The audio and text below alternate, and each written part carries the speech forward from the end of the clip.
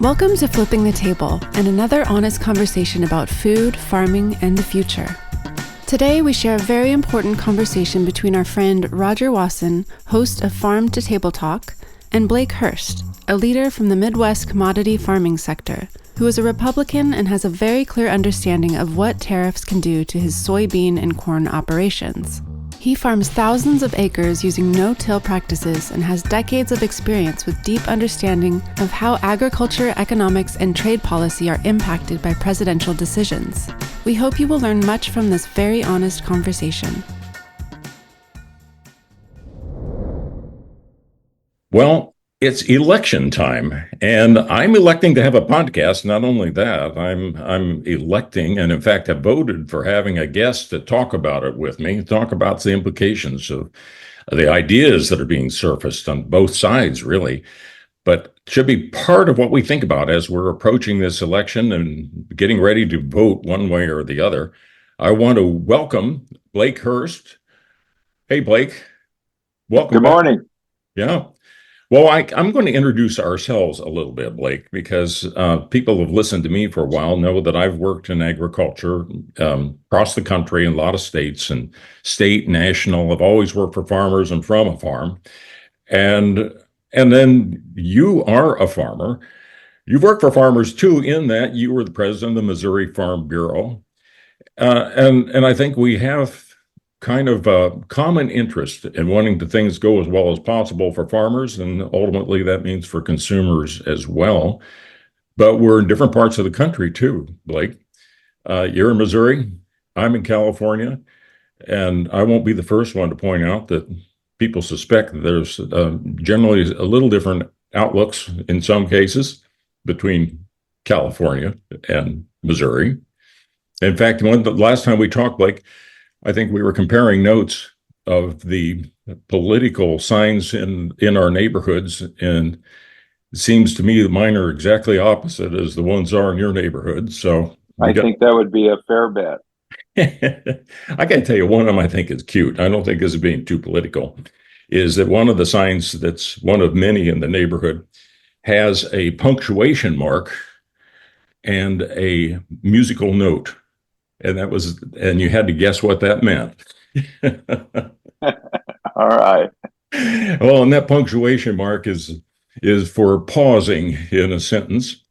And we're going to pause in an election season and talk about some of these things that come up because Blake, it seems to me, people are pretty quick to say, well, I like this person, I like that person, I'm going to vote a straight ticket, or I'm not going to vote a straight ticket, and so forth. And people gravitate to those dimensions. But there's some big issues to talk about here. And one of them I thought in particular I wanted to get your opinion on is tariffs. And tariffs are coming up, tariffs and trade issues. And it's been offered as maybe that's a solution. And it's you could use tariffs on countries that don't align with our policies, and for various reasons. You know, we have different points of view. And just slapping a tariff on also would bring more income in. And if it brought more income into the country, then perhaps that would help pay for cutting taxes and spending more on programs. Now, with that kind of setup, how do you respond to that area, that tariffs and trade issues could be the answer? I think that they are an answer for sure. It's just that they're the wrong one. One of the more humorous things about the campaign so far is this talk about using tariffs to raise revenue, and former President Trump talks about the McKinley administration. But I don't think anybody which was largely financed by tariffs, as was our government through the 19th century. But the McKinley administration spent about 2% of GNP. That was the federal government spending. And I would be very surprised if we could get a consensus in Congress to cut our budget to 10% of what we're spending now, which is well over 20% of GNP. Tariffs don't raise enough money to finance the government, and that's just the truth, full stop. And it's not even close. Well, let's talk about that just a little bit more, because we've had tariffs. We have tariffs yet, and they've been tried. And so more than just the general philosophy, I think you can point to some examples, can't you? I mean, we've given it a try, and is there any reason to think that to be encouraged, I guess, by that experiment? Well, we started down this road of seeing tariffs as an answer to any number of economic problems. I'm 6 years ago. That's when we first put the tariffs on China and other countries as well. We don't want to forget that when we put the steel tariffs on China, that we also put them on Canada. You can maybe perhaps make a foreign policy argument for punishing China for their actions. It's pretty hard to say that we have a threat from our good friends to the north. 6 years, and what's been the result? Well, we were promised that our trade deficit would go down. It has not. It's gone up. We were promised that manufacturing employment would increase. It hasn't. The trend, which has been down for many, many years, as we shift to a service economy, has continued. The percentage of manufacturing employment in the country has continued to fall. We were promised that it would change China's behavior, that they would be nicer to our friends in the East Asian and the Pacific parts of the world. That hasn't happened as either. We haven't seen the improvement in China's behavior. And finally, Robert Lighthizer, who was a trade official in the Trump administration, promised us that no one would retaliate against our increase in tariffs. And the opposite has been what we've seen. We've seen huge increase in tariffs, and particularly on agricultural products. And so we've lost markets in China and around the world as countries respond to our tariff regime. So it's been a colossal failure, and we should probably recognize that fact.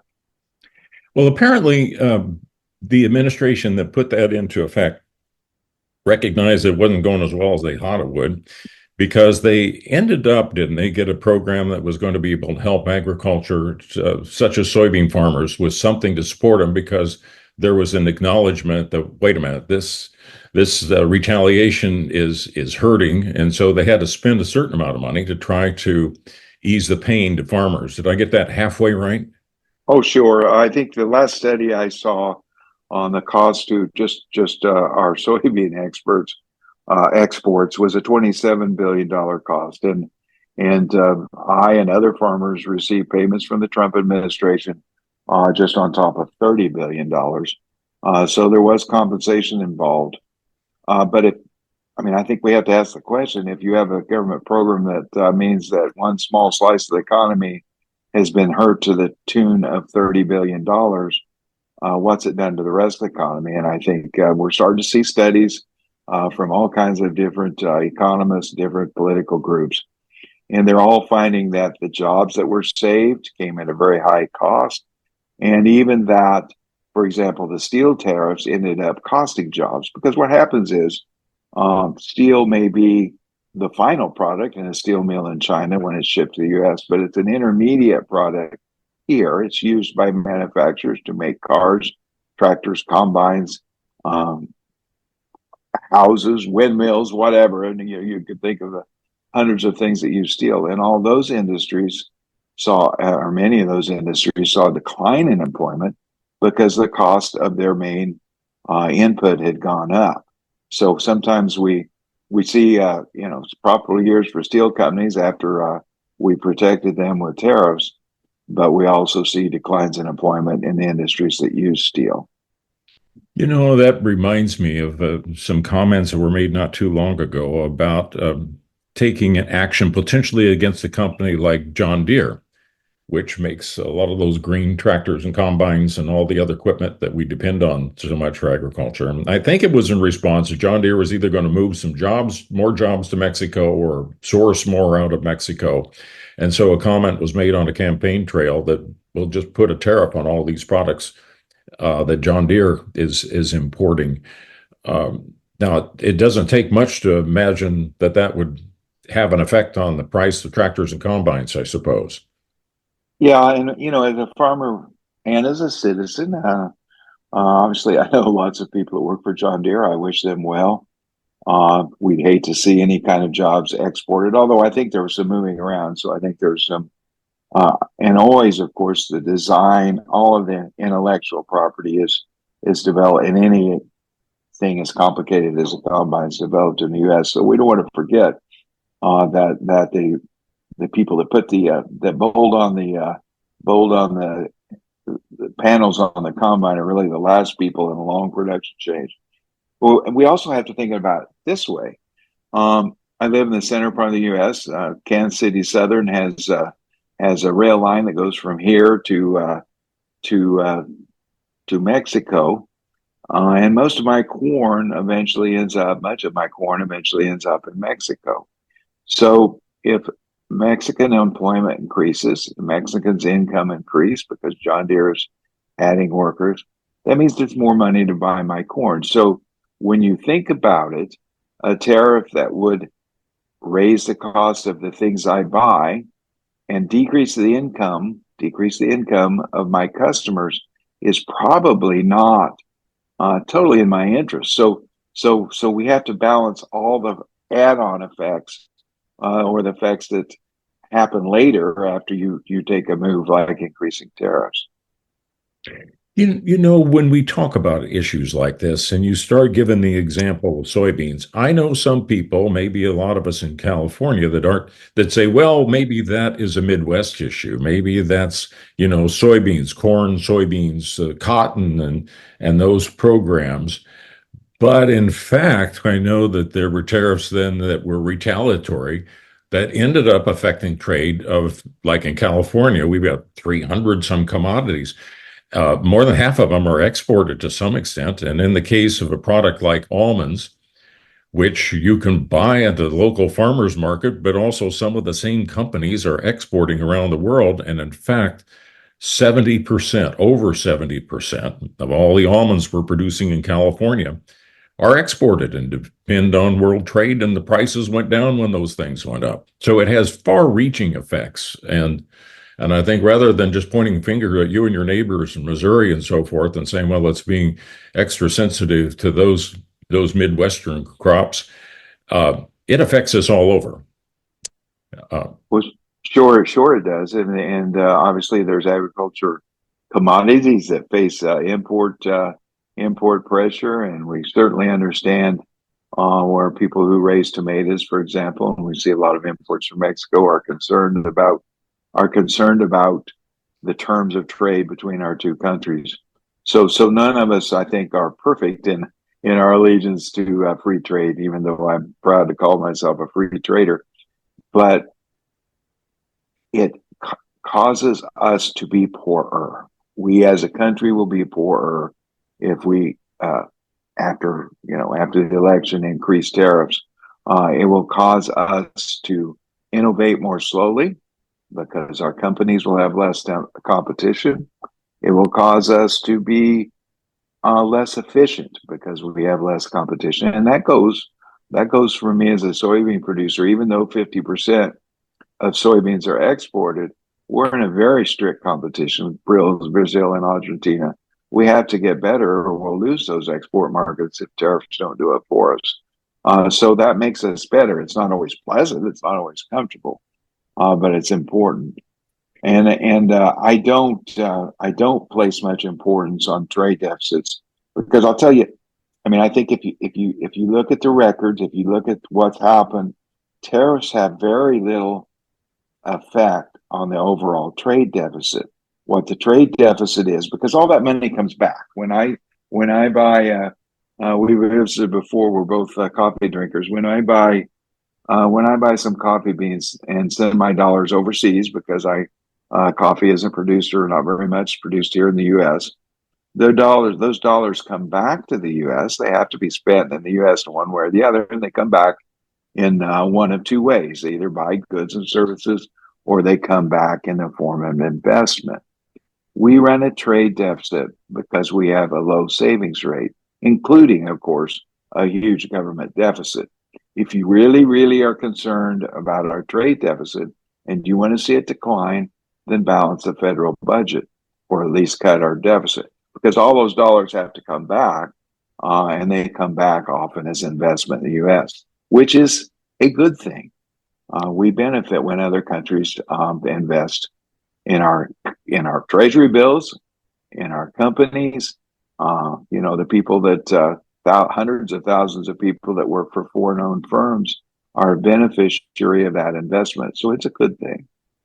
Well, let's talk about good things because I think global is a good thing, but I think local is a good thing too. I think you can have both global and local, and I think that is the combination that really is our potential system. And I think you can also, though, conclude what we think is a bad thing from just listening to the tone of our conversation so far.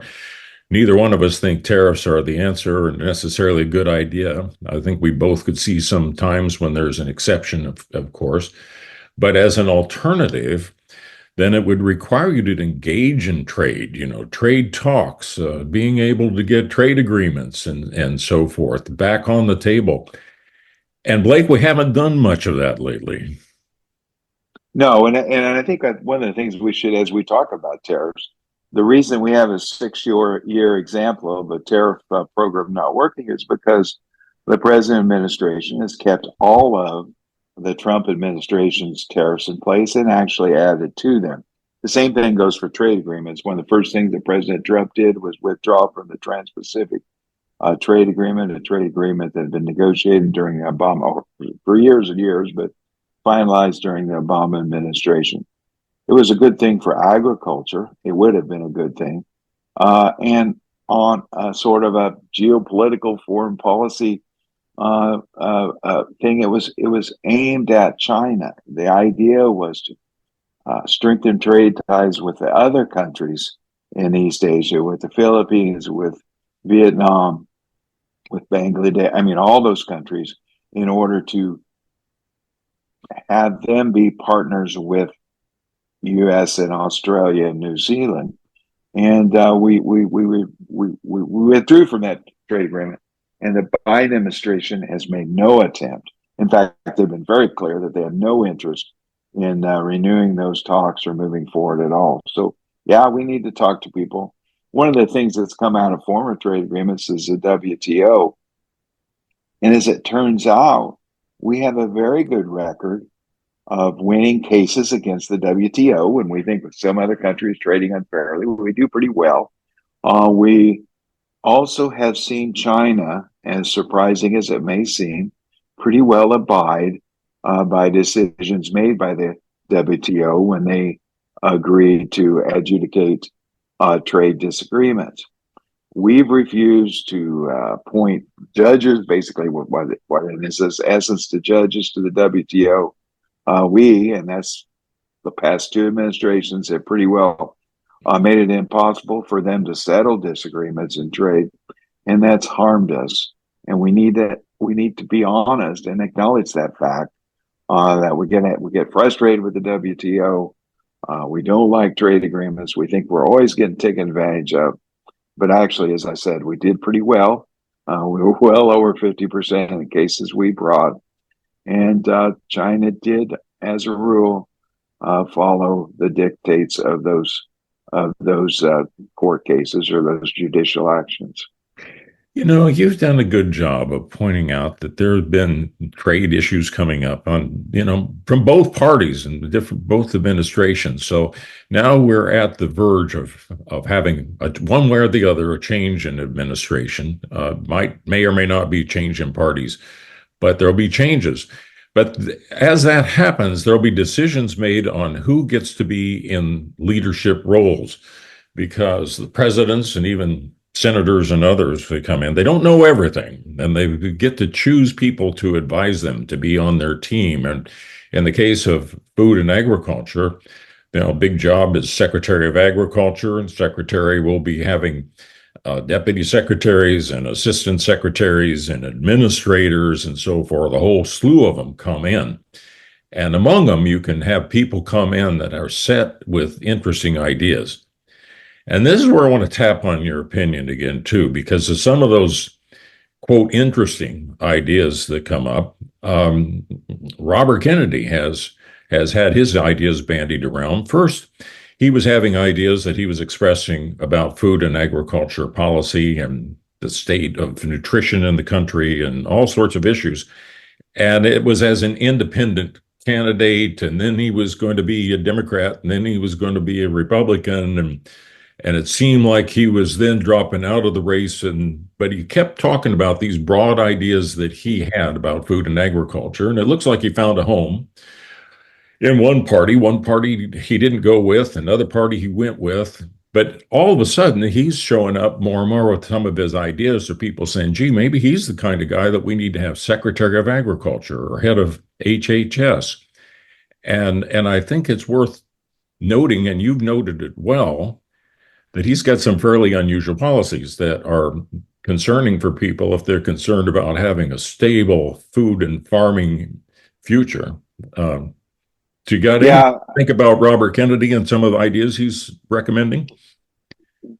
Yeah, I think he's, as we would say here in the Midwest, he's crazier than a loon. I think it's not a recent phenomenon. We've watched his career for many, many years. He spent a lot of time talking about the environment, scaring people about the environment. And as recently in the last few weeks, he's still talking about chemtrails. I did a survey, actually, Roger, when I saw his quote about chemtrails. I asked my family members, you guys know what chemtrails are? And then, no, they never heard of them. So I'll explain to you what they are. I know you know. There are conspiracy theorists that are convinced that the vapor trail you see behind a jet airplane when you look up in the sky on a clear day is actually chemicals being sprayed as a part of a massive conspiracy to harm people. Amongst other things, RFK Jr. has promised that he'll clean those chemtrails up once he's in the President Trump is elected. And he's has the influence in the administration. He's against any kind of modern agriculture. Spent a lot of time talking about glyphosate.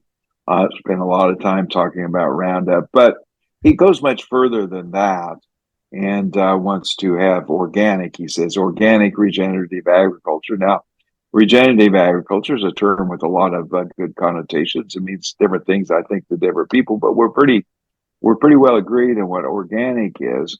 And what we know is that it's certainly important as a nation. It's certainly important for those consumers who are willing to pay for it. But we know that we can't feed the United States with organic agriculture. We know that because we've tried it for about 10,000 years. And through that whole period, famines were the result of any time there was 2 bad crop years in a row. You saw a famine. We had famines in Europe. We had famines in Russia. We had famines in China. Perhaps the U.S. is the only country that has never had a really serious famine because we had such a large area of arable land. But it just doesn't work. Well, if you need a more recent example, in 2020 and 2021, Sri Lanka elected a new president. They decided that they would adopt organic agriculture. The first thing they did was restrict or end importation of the very fertilizers that RFK Jr. would like to ban, the very fertilizers that he said are poison our soil and our food. And they immediately, their tea production, which is their main export crop, collapsed. Their rice production dropped 20%. People were hungry. Food prices skyrocketed. There were riots. They had to get a very large loan from the IMF to keep their economy going. It was a disaster, and it was repealed and within months of its full implementation. So we've got a pretty recent example of what the Kennedy agriculture program looks like in real life, and it isn't pretty. And oh, by the way, he's against measles vaccines and whooping cough vaccines, and is convinced that childhood vaccines. But yeah, and yet he's got fans, because when he says the country has an obesity epidemic, well, that's right. He feels like we have issues that he said we probably got too many additives, too many things in our food system. Well, maybe that's right too. And so there's some people can just see some of the top line that he's coming up with and say, well, he's got a point there. But to not stop, to go a little deeper as you have and look at all these other implications, it's a lot for a voter to comprehend because it's when you realize that the people that we're putting into office are going to making choices on people that are able to make decisions. And it's pretty hard for a congressman or a senator or even the president to keep track of all these details. So who the bench is, who the team is that they're putting together is something we need to pay attention to and probably won't end even when the election is over. Um, but I guess you should wish me good luck with that one, though, Blake, because it's hard enough to keep everybody interested to go as deep as we have already, I suppose, on some of these issues. But it does matter the team they put together, the team that comes in and helps set up the policy, and they can go to the boss, whether the boss is the president or a senator, and say, I'm hearing from folks, we need to do this and that. And before you know it, you got a bill introduced or you got an executive action or something else that can have all kinds of consequences. It's tall order, Blake. Well, I think on these regulatory issues, on whether it be food additives or the crop protection compounds I use here on my farm, the only thing we can ask, and I think it's a reasonable ask, is that people in charge of those agencies, people that make those decisions, use science to make the decisions, because none of us want to use a product that's harmful in a large way. None of us want to do the wrong thing for the environment. So you just have to, and so many of the claims that RFK makes have no scientific or very little scientific background. And that's the concern.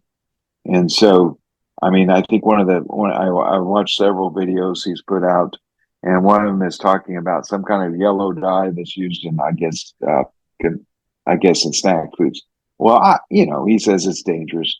I don't know. I looked up some of the studies, and as is usual in these cases, the evidence is pretty mixed. But I don't care if my Cheetos are yellow, right? So if there's some risk to this, well, maybe their benefit is not worth the risk. But when you talk about the fertilizer that keeps us alive, yes, there's risk to it. There's downsides to it. Causes pollution. If it's not handled correctly and we get a lot of runoff, it can cause all kinds of bad things. But the benefits are so great that we have to be able to have access to it in order for people to eat. I mean, there's 330 million people in this country. They all expect to eat 3 times a day. We've got to produce enough food to feed make a billion meals every day. We should be very, very careful about changing the system that's been doing that successfully for a very long time. Well, being very, very careful is a key thing. I mean, lately again, E. coli has come up as a concern, and they're looking back at potential source for an E. coli outbreak. It's been in vegetables, but even some nut crops that have had E. coli issues. And the reason that you reminded me of that, when we talk about what it needs to produce a crop, when you look at fertilizers and you look at synthetic fertilizers, you look at the nitrogen that must be applied when people are going the other way and then saying, let's go back and get more livestock manure. And some places they're able to do that, but that requires different cautions. It makes sense, but you also have to be careful because that can be a source of E. coli. So it's a complicated system, and that gets back to having smart people and agencies that you can count on. And I've talked to some of them. I know you have too over the years that are Food and Drug Administration, USDA, and so forth. Boy, there's some people that are well educated and well motivated. You don't have a clue what their party is, but thank goodness we got some of those folks, and they're trying to protect it, and that's why we got the safest food supply in the world. Although that's often overlooked. One of the things that has happened, and boy, we're really going to get in the weeds here. But one of the things that's happened that's made RFK Jr. possible is we've lost faith in institutions, and we have, and it's across the political spectrum. And some of that's deserved. Obviously, sometimes our institutions fail us rather spectacularly. But if we start to order our lives in a way that we don't trust anybody or anything, life becomes very, very difficult. And some of the most interesting, I think, studies or articles I've ever read are about the difference between high trust and low trust societies. We have had a high trust society. I think we still hopefully will have one. But when people say things that are just patently untrue and are given a podium to say them and are even mentioned um, as being head of a cabinet administration and a new administration, I think that has to concern us all. And also I think especially in agriculture, we've had government in the business for a long time, and it was a good thing that got in. I mean, it goes back to Franklin Roosevelt's time, although I've had some family members that don't think Franklin Roosevelt was a good idea, but he had a lot of the programs got started back then. And so, you know how I think marriages might go through rough spots. And you look at agriculture that's been living with government programs at different levels, and it's interesting to me because we see good people, and you and I have seen good people, but we also see people varies from across the country. They come in contact with their local county ASCS office, or they don't like this or that in the program. The conservation program doesn't quite work the same way in Iowa that it does in Southern California, and on and on and on. So there are going to be those kind of tensions and their frustration. And, sometimes you feel like, thank goodness we've got these regulations, and other times, good grief, they're going too far and I don't think they understand me. And I think all those feelings are understandable. So, hey, back me out of that. I think I'm going down a dead end street here because No, you're exactly right. We depend on in agriculture. We depend on the government for a lot of different things, and that relationship I think has been good for society over the years. And we finished up harvest last week and are starting to think about are preparing for next year. And I was just on the phone yesterday talking to my local in our National Resource Conservation Service about some conservation work I want to do. Terrace I want to build that will cut some erosion and handle the water when we finally get some rain on my farm better. And I'm glad I have that expertise to call on, and the funding that they hopefully will provide to my. It's a little bitty project, but they hopefully provide. I was talking to a business partner of mine who's very excited. He was today's when he went to NRCS to talk about a buffer strip up in Iowa.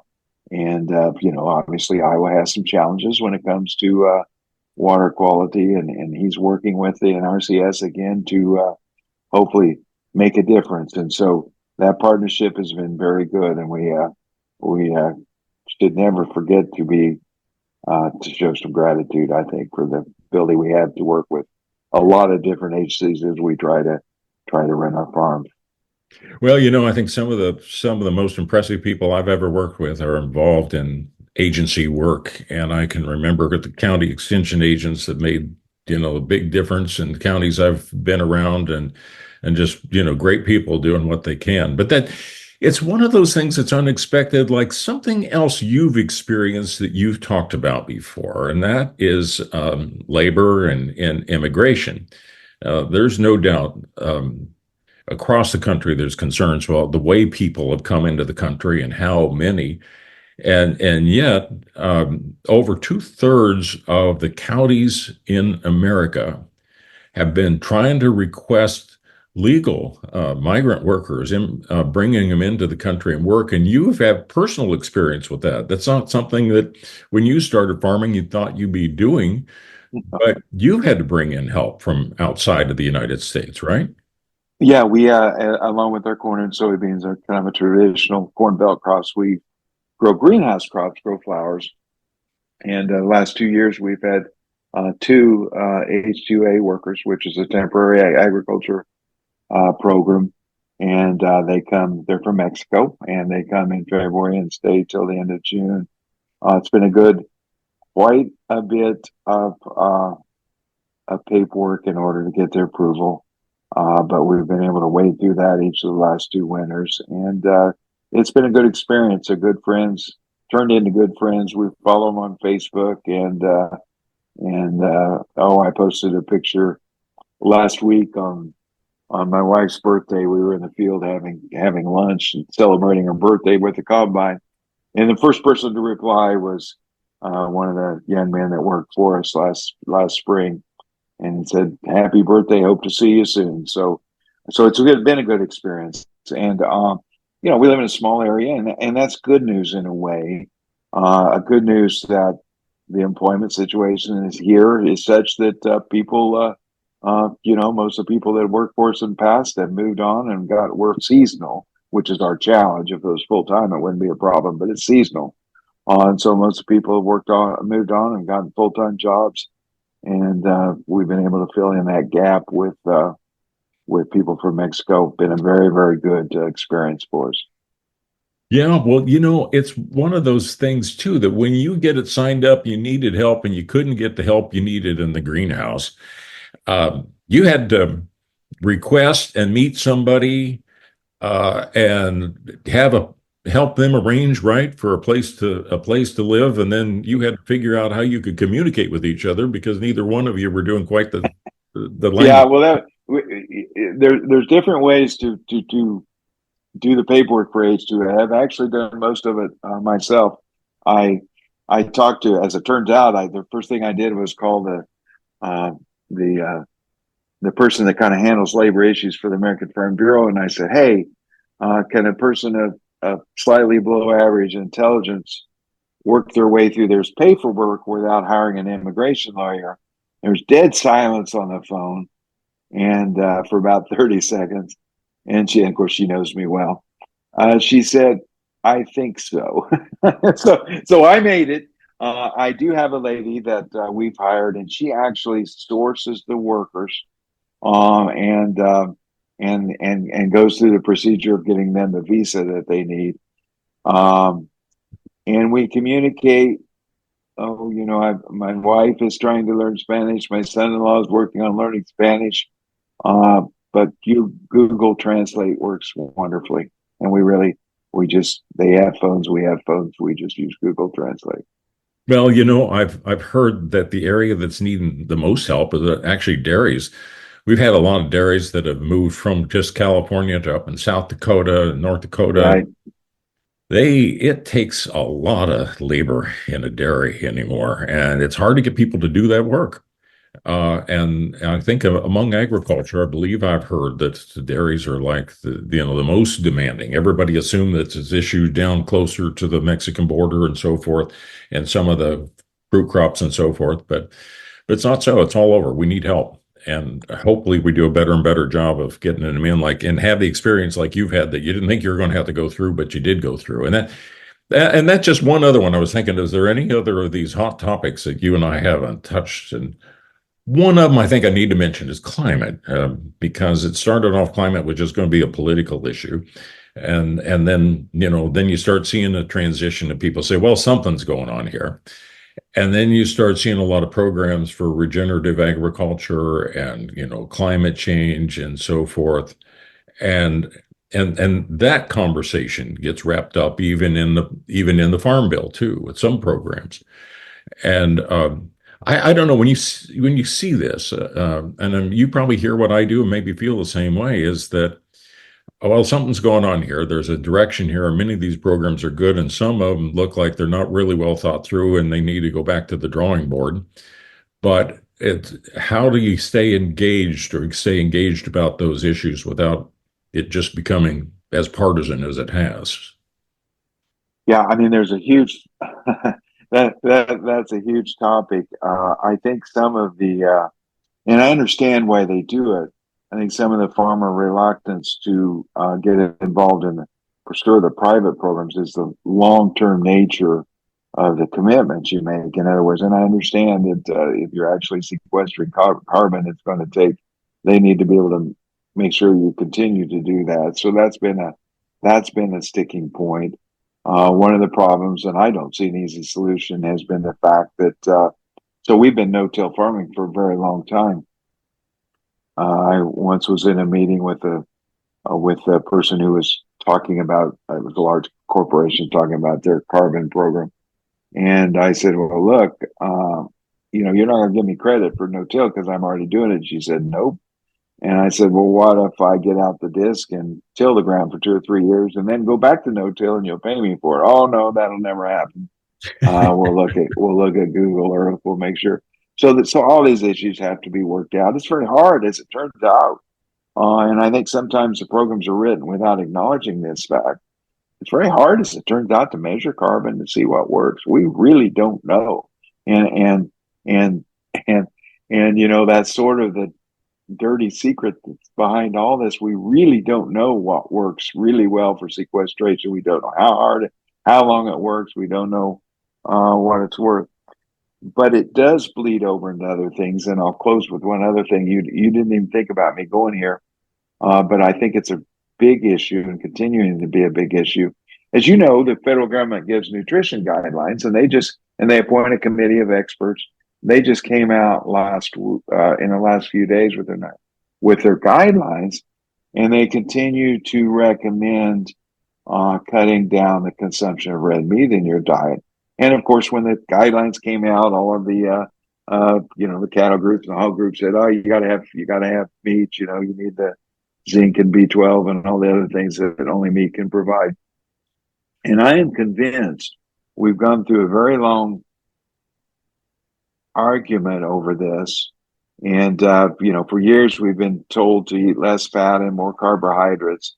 And that has almost perfectly coincided with the increase in obesity. And obviously correlation is not causation. I understand that. But I think that nutrition science is beginning to say, saturated fats may be kind of necessary, particularly for young people, for growing people. And maybe these recommendations to increase the consumption of carbohydrates has been so nutrition science is slowly moving away, I think. Oh, there's lots of controversy from this idea that meat is the source of all evil.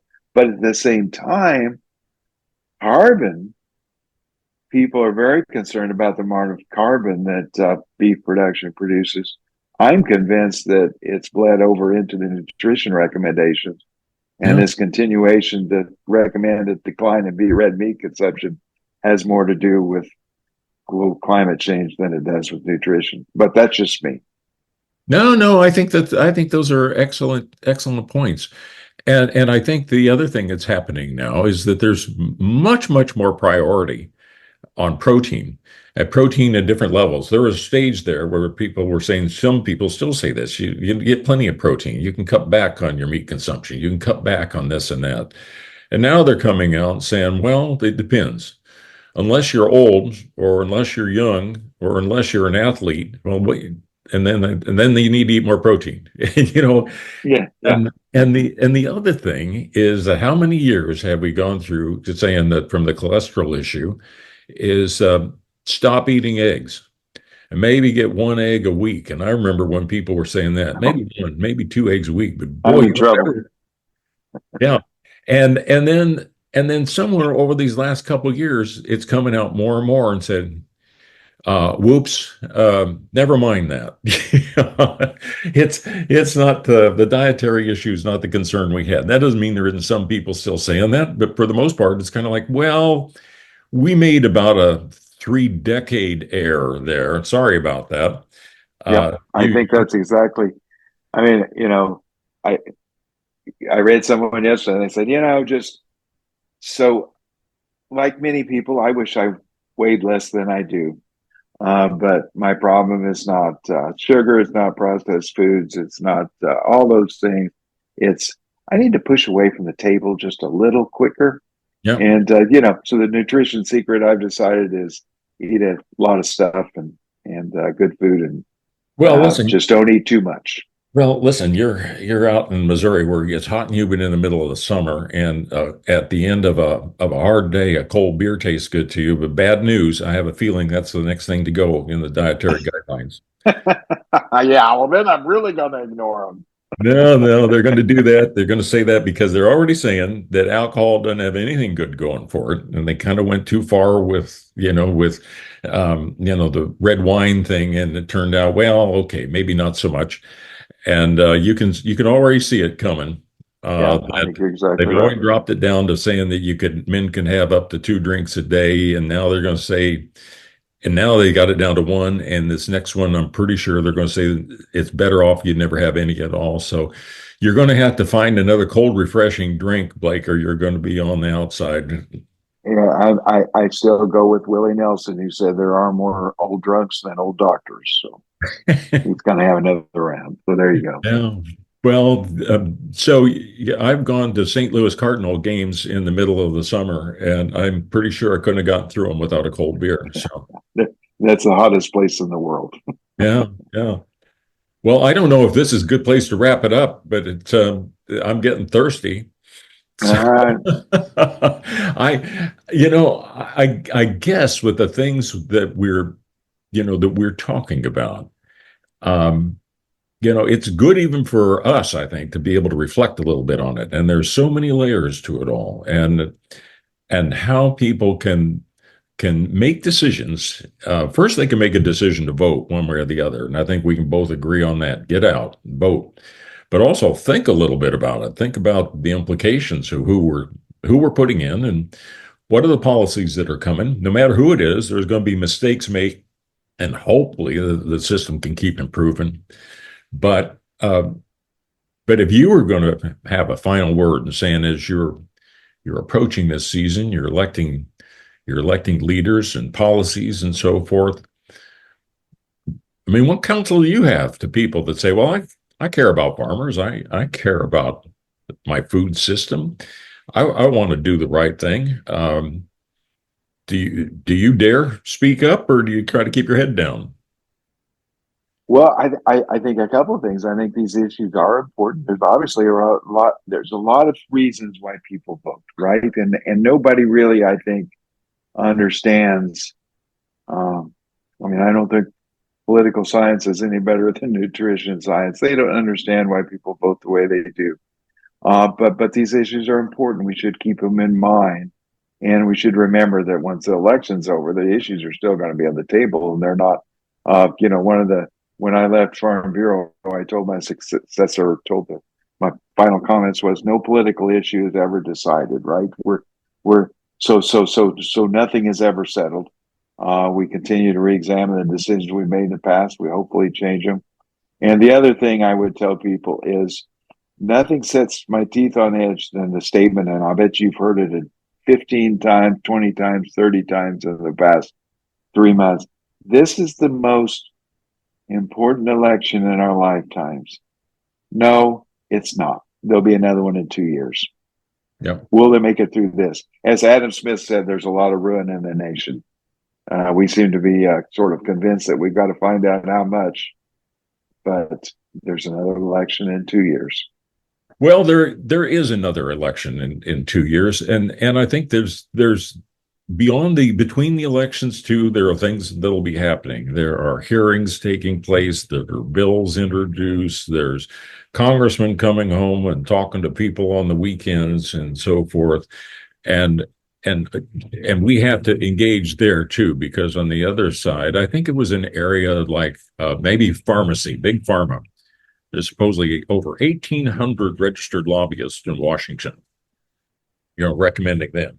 And you used to be with the, Missouri Farm Bureau, and the Farm Bureau is a big organization. But all the people that are in there in Washington regularly, it's a small percentage compared to what's available with some of the other industries. So it requires on you able to motivate your neighbors and folks to get involved in Farm Bureau and the other organizations, and stay tuned in, because it won't be over when the election's over. That's exactly right. Well, Blake, let's go vote. Thanks for being on Table Talk. You bet. Thank you.